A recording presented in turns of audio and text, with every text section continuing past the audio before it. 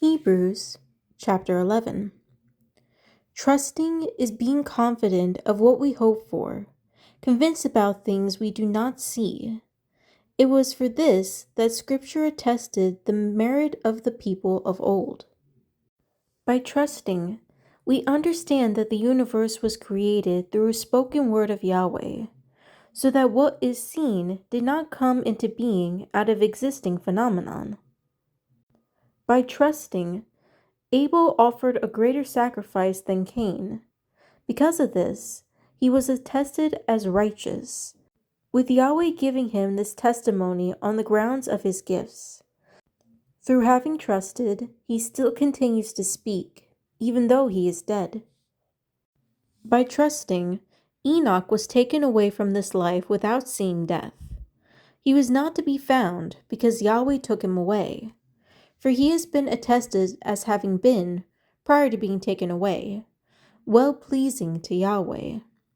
And without trusting, it is impossible to be well-pleasing to Yahweh, because whoever approaches him must trust that he does exist, and that he becomes a rewarder to those who seek him out.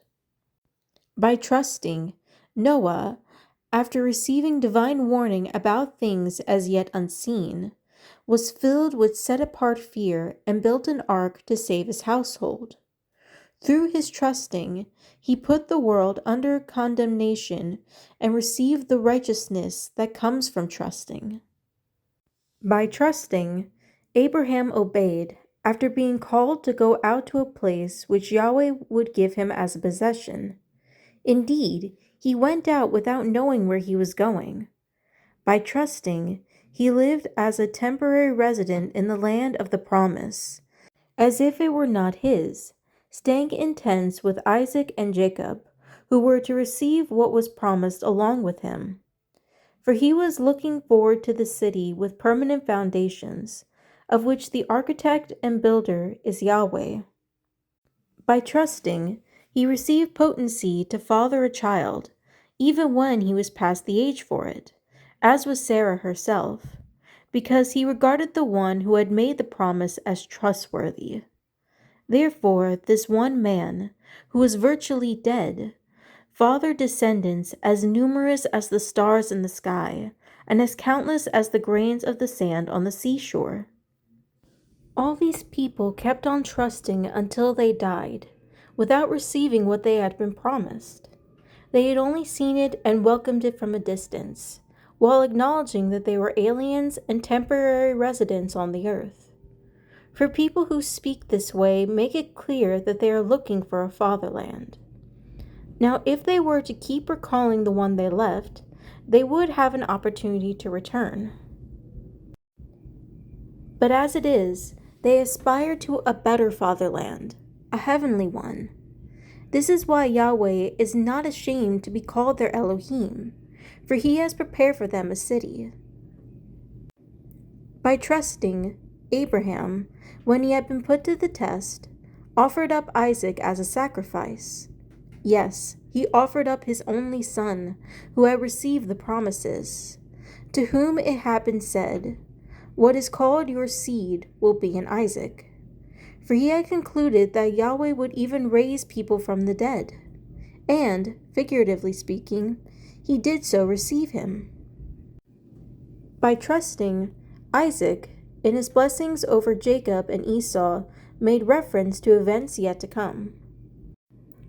By trusting, Jacob, when he was dying, blessed each of Joseph's sons, leaning on his walking stick as he bowed in prayer.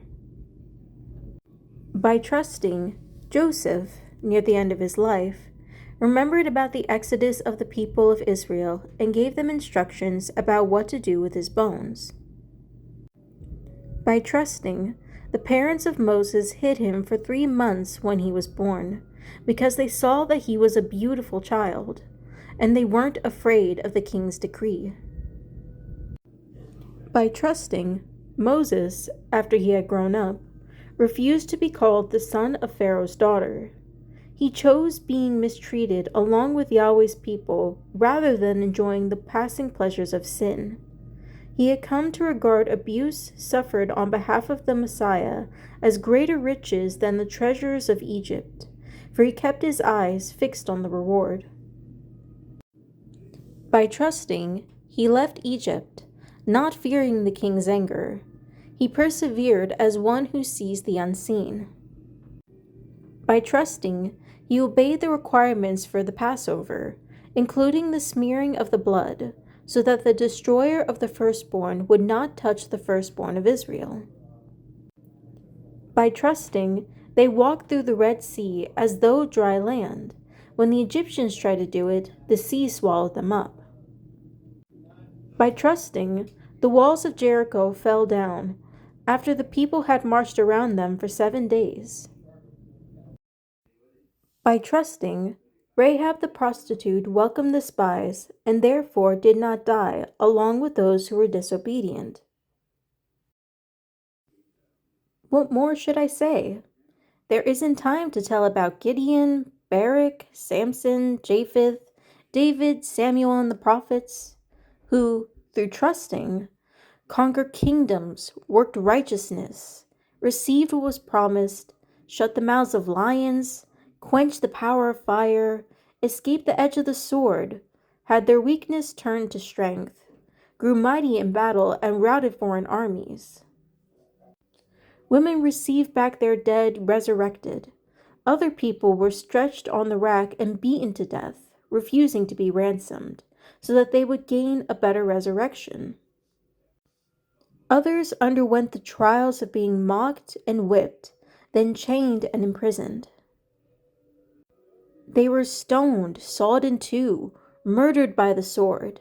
They went about clothed in sheepskins and goatskins, destitute, persecuted, mistreated, wandering about in deserts and mountains, living in caves and holes in the ground. The world was not worthy of them.